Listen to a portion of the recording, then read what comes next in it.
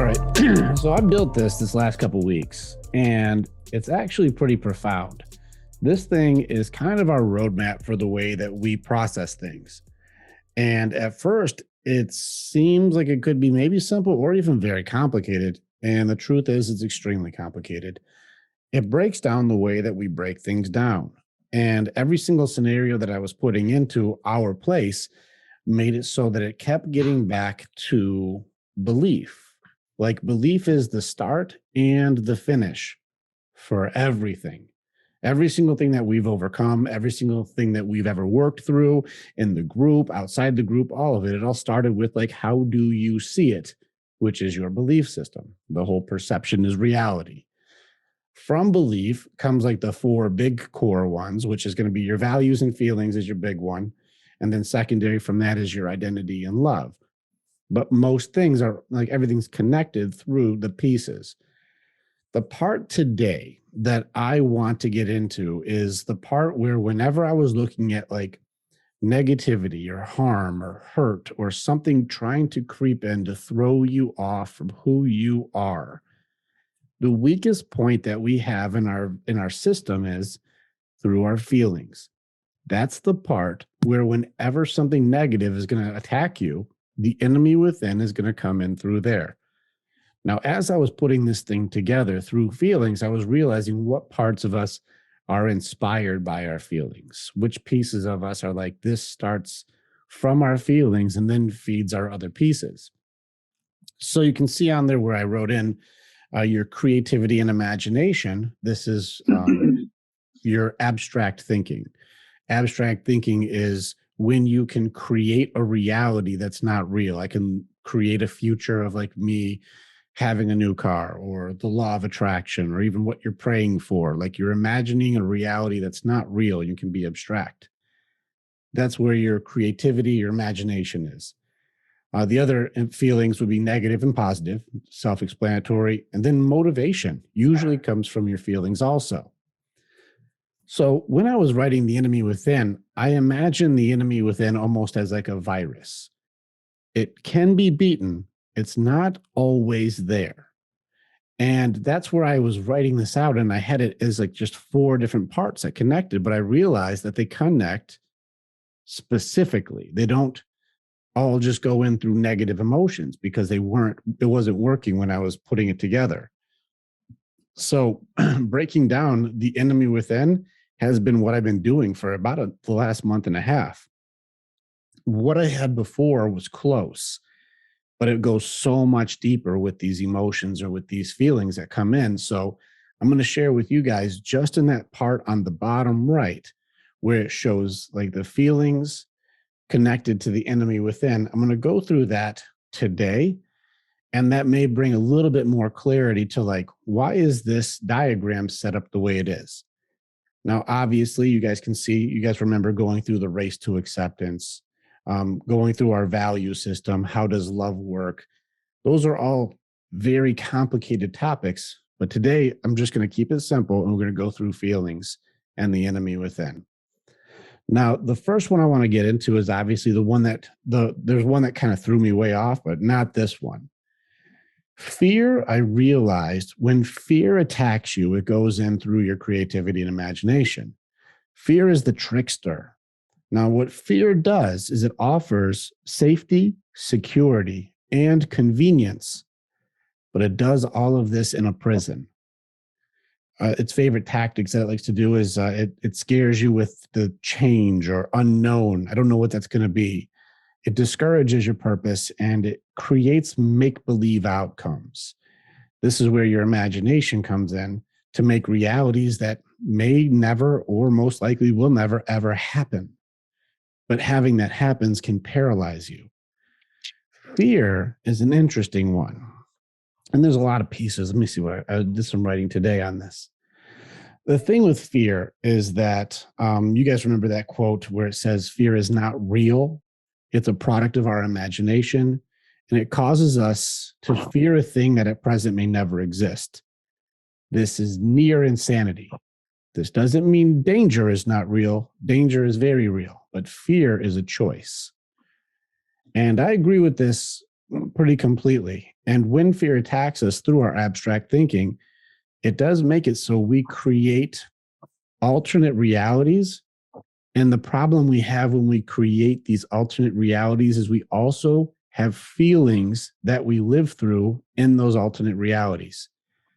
She's going to cheat on me, or I'm going to lose my job, or, something bad is going to happen. And you start running through where, like, anxiety can start running in through you because you're creating these unknown negative stories that you are feeling because you're the character in the story.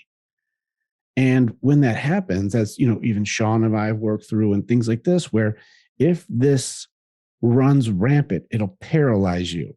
It'll keep you just immobilized because of all of the things that can go wrong. And when you end up in this existence, you don't take any chance anymore. You don't take risk because the fear is going to keep you from being hurt. It's going to keep you from being in these potentially negative situations where you don't get embarrassed and you're not going to be rejected and you're not going to be turned down and you're not going to look stupid. It'll take that away from you, but it's going to keep you in a prison where you don't do anything. You aren't being you. You're not being authentic, and you're scared of all of these things that may never happen ever. It's not attacking you through your negative emotions or your motivation. It attacks you through make-believe. And make-believe is powerful enough to stop you from believing in yourself, from having all these feelings that you may, you shouldn't do things or you should stay away from certain things because it's potentially able to hurt you. But none of that is real.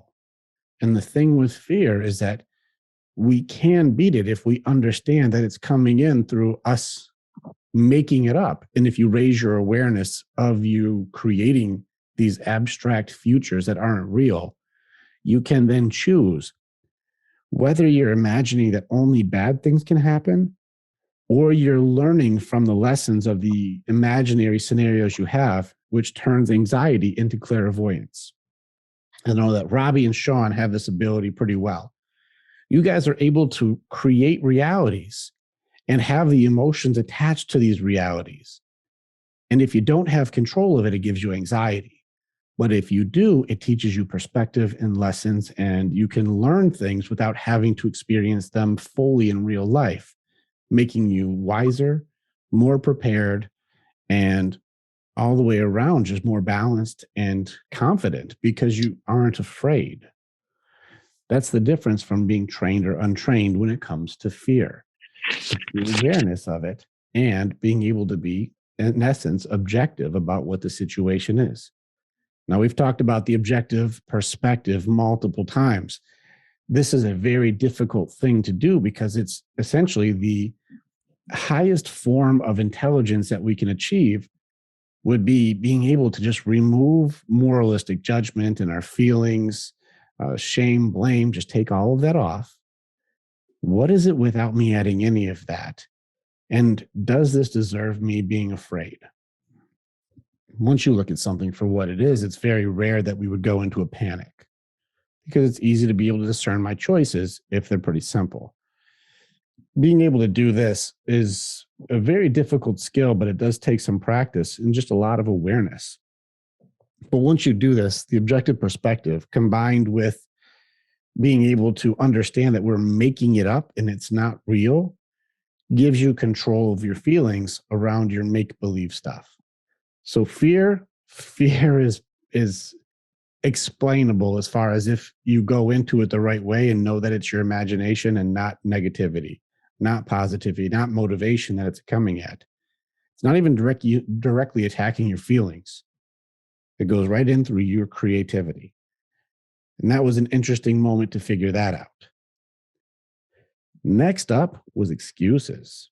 Now, excuses is the separator. The separator, what I mean by that is the separator offers relief from accountability.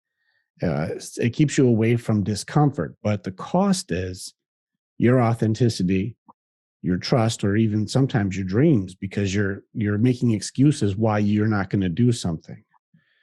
The favorite tactics that it uses is going to be half truths or even sometimes full truths. It'll give you quitting as one of your main things, poor prioritization, or even just using stress as the reason why you're not going to do anything. Excuses are interesting because they directly do go through your negative emotions because it's the part of you you do not want to be challenged. You don't want it investigated further because it risks you exposing that sometimes you just didn't give a fuck, or I don't want to do this, and so I'm going to give you some reasons. And I think that people who have become very good at this, I guess, avoidance of accountability have become very clever liars, and they understand which versions that they can get away with by adding in half truths with something that is not easy to argue with. Like, if I gave you an example that my aunt just passed away, guys, I wish I could come over and help you guys move, but my aunt just died, and I can't be there. And I'll be accepting of all of the well wishes and the condolences and understanding. But what I didn't tell you is it's my second aunt. I didn't really know her at all. She's on the other side of the country, so I'm not going to the funeral. And she did pass away, but it's not really affecting me. I just don't want to help you move. And so I'm just going to give you something to stay the hell out of it. So if you're going to argue about my aunt dying, you're a jerk. But the reality is I didn't even know the lady. And that's where people will use like a half truth excuse to get out of work or to get out of doing something that they don't want to do for someone else, or sacrificing that they don't want to sacrifice, or even just being selfish in general. I've something where they forgot to do something for somebody, and I don't want to be accountable for me having to do that. And that's why excuses hate accountability. They hate it. They hate it very much because it makes you have to really look in yourself and go, that's really me. But in order to get around excuses, having that wall up for that negative emotion, that wall up to keep people the fuck away from you, there's a degree of their best friend hanging out. And right now, excuses, the way I see it, is best friends with justifications. Justifications is the reason that you can do these half lies, or put up these boundaries or put up these gates and be able to sleep at night. Still be okay being you, even though you're not really being authentic. You're not really being true to the other person. And more importantly, not being true to yourself. But it's okay because it's an interesting combination with these two. Now, when you watch defensiveness come out and the feelings start really amplifying that negative emotion, is when people are challenged. Excuses and justifications do not like being exposed, because if you start asking questions, then it starts putting holes through the excuses. And that's when you watch people start getting really shitty. Usually, when you start seeing someone getting highly defensive, this is because they're in a realm inside of themselves that they don't feel safe or secure. And they're going to start combating you, trying to poke around in there. Stay out of that area and don't want to be exposed. And that'll make people generally go into whatever defense mechanisms there are. This is usually blame is going to come into play. We're like, yeah, well, if you didn't fucking do that, I wouldn't have to do this. Or if you didn't say that, I wouldn't have to. If you would have showed up on time, like, first excuses will go to somebody else having accountability. Then next after that, that's when people start really using their defense mechanisms, and you'll start seeing whether it's shut down, run away, attack, fight or flight. You're going to start seeing people do whatever their defense mechanism is of choice. Excuses is going to go in through your hurt part. And so if you're watching somebody who's making a lot of excuses, you can kind of understand which part of them they're trying to protect for themselves, but it's from a part of them that's not being authentic or being accountable. And that's a tough thing for someone to face if they're not ready to face that, because they're usually protecting something. Side note on this. Usually when somebody is lying, it's generally to protect either someone else, but most likely themselves. And so lies are generally to make it so I don't get in trouble or nobody knows what I really did. It's usually a protection mechanism. There are people who do lie for malicious intent to do harm or start a rumor to other people, but for the most part, lying is protection. Either, hey, did you hear about so-and-so who did that? Well, I'm not going to tell their secrets, so I'm not going to tell you anything. I'm not saying that I do or don't, or I'm not involved. We're going to omit that I'm a part of it, which is good intention, but it's still not being fully truthful.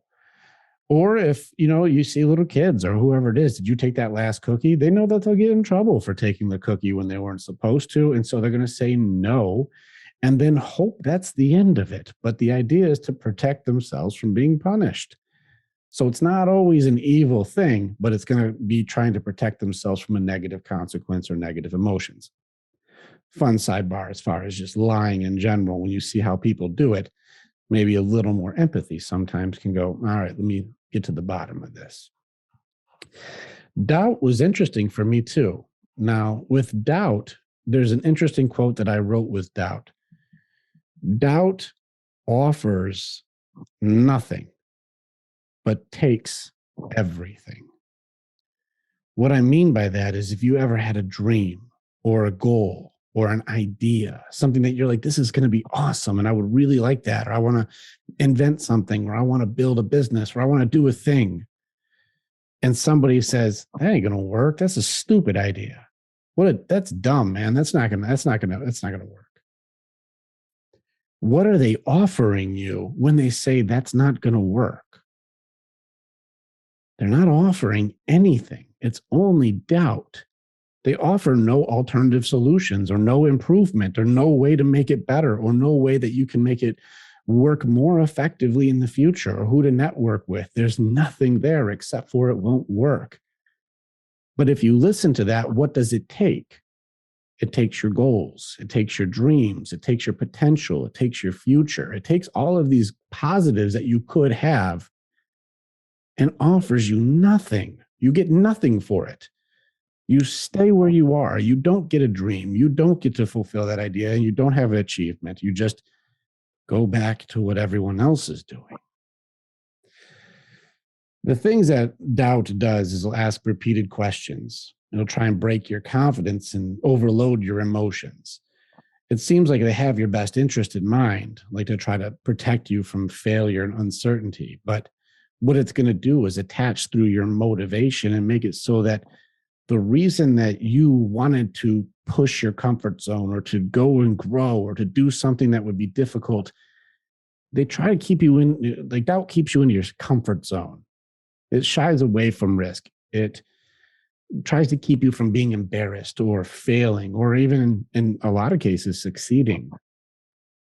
If you don't have an awareness of your belief systems, and if you don't have awareness of what you have certainty that you're going to be okay through this and a confidence that I know it may not work, but I'm still going to go for it anyways, your motivation will be directly under attack from doubt, which is offering you nothing.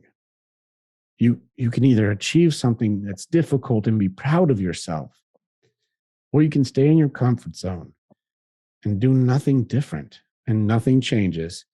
And I wonder what would have happened if. What if works both ways. Doubt does not like when you go the other way. If you say, what could go wrong? What could go wrong? And fear tries to use your imagination against you. What could go wrong? What could go wrong? Also goes with what if it works? What if I pull it off? What if it's a great idea and it blows up? Doubt is one of those ones where a high awareness and high certainty and a good support system changes everything when it comes to doubt. And I think that that's one of the ones where we've talked about quite a bit, but I think that asking the right questions and getting into like what happens if you listen and understanding it's nothing versus the possibility of something, it makes the choice a little simpler, especially for people who have a high awareness of it or who you're hanging out with. If people believe in you, it's tough for doubt to survive if you have a bunch of people cheering you on. Next one up is the one that was probably the most profound. And I've had conversations with all of you guys on this thing, and I didn't realize the impact it was having. Distractions caught me off guard.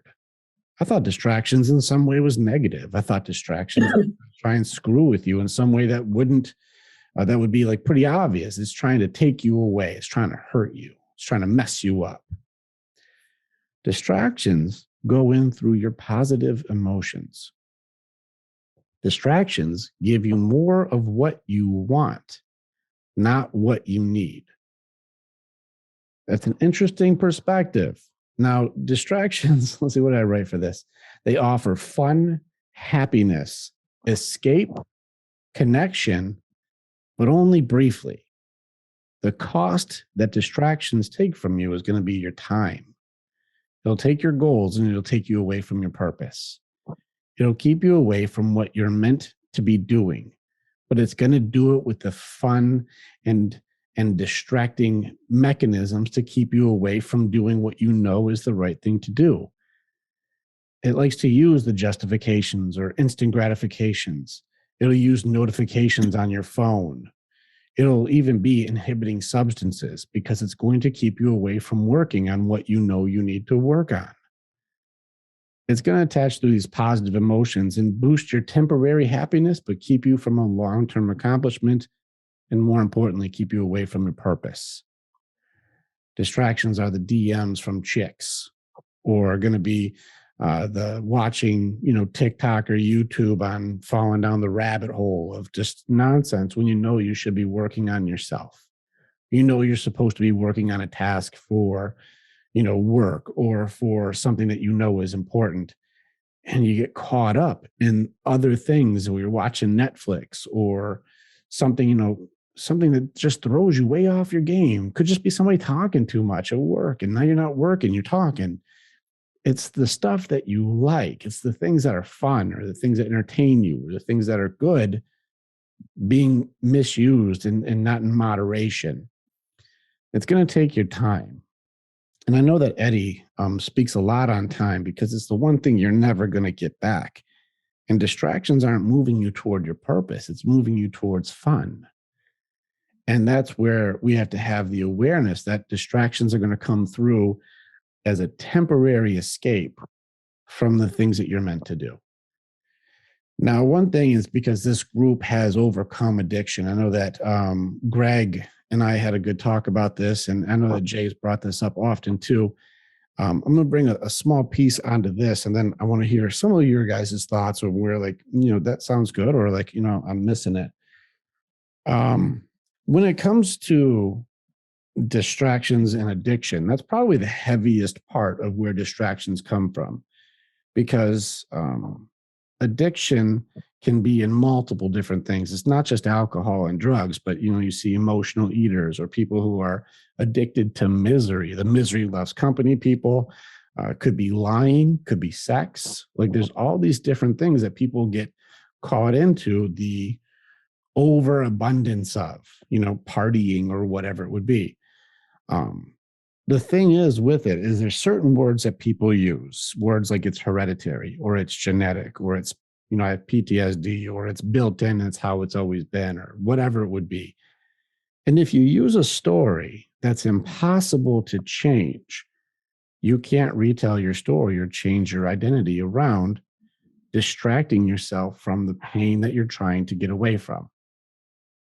And that's what distractions do, is alcohol or drugs or the temporary sex or the eating the food or telling a story where people feel sorry for you.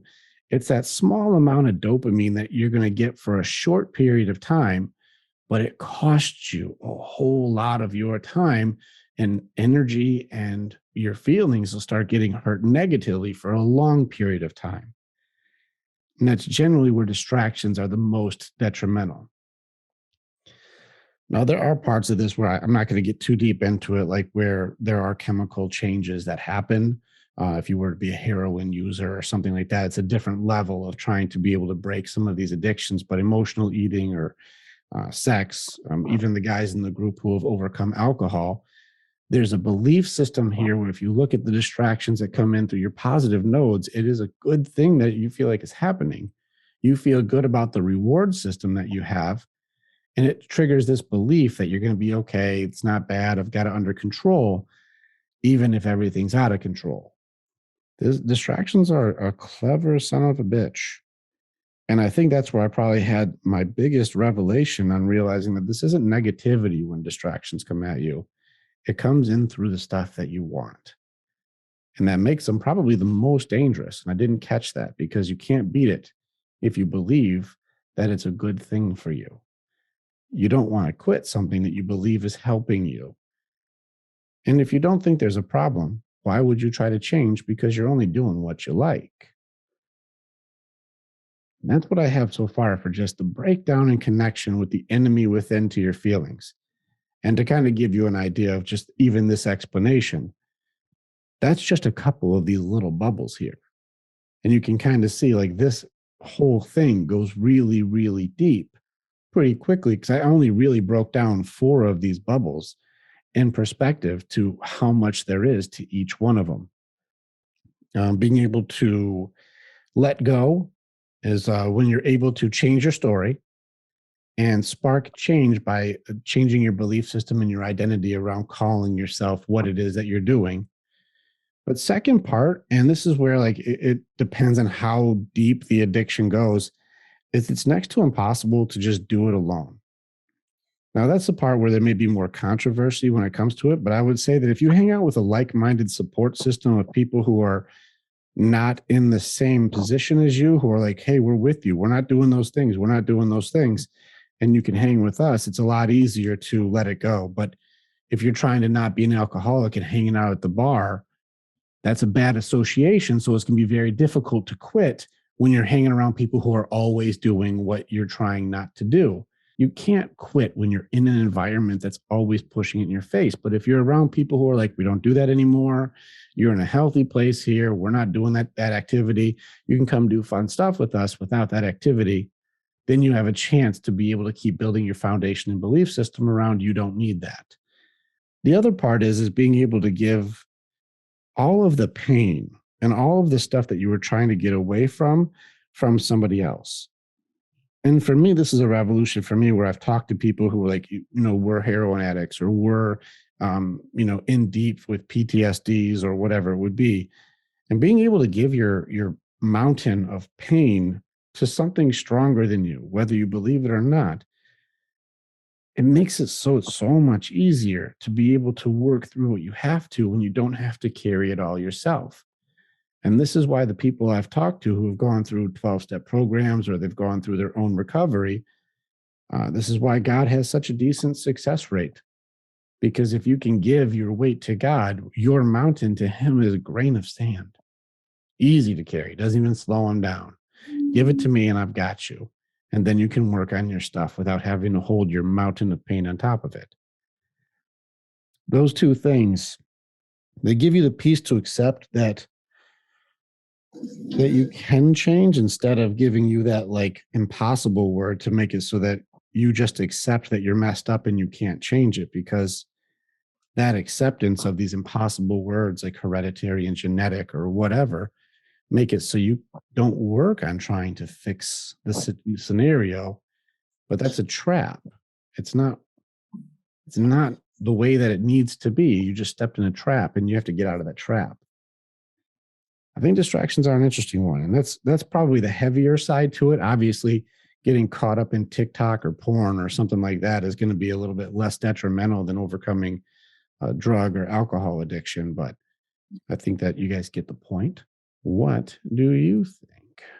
I think what you broke down there was really cool, man. I don't know. I noticed that it was the picture you took was on Christmas. I don't know if that was anything to do with what you were doing, but um, I like how you tied all that in. I don't like using the word combination makes sense, but it really does connect, and you can see how they go back and forth, not just one way. I don't have the picture up, but I know I just saw it. All of it. It seemed like all of them directly connected the way you drew it, and not necessarily to multiple different ones. Like that, they were, in my opinion, accurate, straight line across interpretations of how those are affecting you. You are right. And the interesting thing is, this is because I did consider the arrows, and you're right. It goes back and forth consistently through all of them. And so that's why it's so difficult for someone to figure out, where is the hurt spot for me? Where am I struggling? Because if, fear creeps in, once it gets to the belief part, belief is connected to everything. And so then it can creep into everything. If you get doubt, as soon as it gets to belief, then it hits all the parts. And so it's hard then to identify which part is the part that's not doing well, because now it's poisoning all of it. It's in my identity, it's in my values, it's in my love life, it's in the losses that I've experienced. And I don't know where to even begin to stop this from poisoning me over and over again. But it will be constantly moving back and forth. That's what makes this so useful, is once you can understand that doubt is coming in through what your motivations are. And what are your motivations? What are your feelings about that? And what do you believe that is? And then once you identify, my belief is that I do want to start that business, or I do want to let this go, or I do want to change what I call myself. How do you feel about that? Let's go back into what motivates you. And motivation does have that 5 P's. So that goes to a whole nother thing.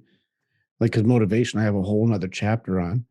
But then that way you can cut off doubt at the source without it poisoning your values and your identity. And then you can work through the losses that you've gone through without doubt having to, seem like it's muddy in the waters. It's pretty clever the way that this is broken down. And so I'm really proud of it, truthfully, because I've been running through this in all of these different ways. And I think, Jay, you had a good observation that you don't put arrows here because it goes back and forth quickly.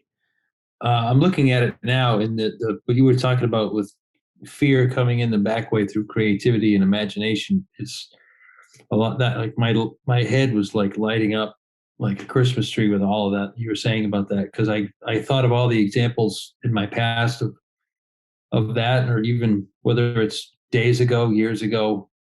It's always something that you're making up, because you have that conversation in your head. And it was going to what you said about the questions with, I use the example of asking better questions, like what happens when this goes right? Because that triggers your brain to answer that question. When you ask it, what's going to happen if this goes wrong? It's only doing what you're asking. It's solving the problem that you give it. So it's using when you have that awareness, which I think this tool is massively helping with awareness. You can understand that the using your creativity and imagination going the other way can help reduce the fear, because you're asking better questions, and you're just going to get the answer that it happens. If you think about it, anything you ask, you can't even try to answer it the other way. If you say, what happens if this goes well? You don't think, well, something shitty, it just doesn't happen. So it's cool when you can understand that. And I see how when you tied that together, I was like, yes, that is all of it right there. Maybe not all of it. I'm giving you a lot of credit. It was pretty profound, like you said. As far as absolutes go, I don't believe in absolutes, but I'd say for a vast majority, definitely. Yes. There's always those crazy exceptions, but when it comes to I'd put it even over 90% is going to be, it's coming in through you having your creativity attacked. Yeah, well, if you find a debater or an arguer, they'll fill in the rest for you on how this doesn't work. But that's what I do. So I've been debating with myself on this, and it keeps working. So the only way that Eddie and we did a thing where we did an imaginary version of somebody who keeps changing their mind, then it didn't work. But that's imaginary and keeps changing. So how do you figure that out? Because it didn't work. But anytime I've had anybody I've talked to so far with their real experiences, there's been a way to track what's the part you need to work on, and each one of these things is its own chapters or its own books. And so while it's just a circle with a word in it on this, when it comes to how many books are there on love or understanding principles dignity and fairness and justice, how many books are there on men and women and just gender and specifically each one of these little circles is so much information that there's no way for me to put it in there. And this is where like the expertise of us working through each one of these things makes it so it makes more sense. Otherwise, if someone says, what does reciprocity have to do with love? I'll tell you right now, that's a pretty decent conversation. You know what I mean? So you're right. I think this is I'm pretty excited about this tool for even just your noticing, because you're a highly creative and a very inventive person. You create very clever ways to overcome problems. It's part of your Jedi way, is you have a high creativity. That also means that this high creativity is easy to overrun you if it goes the other way. And that's where the enemy within would attack you, that what could easily be your strength can quickly become your weakness. 100%.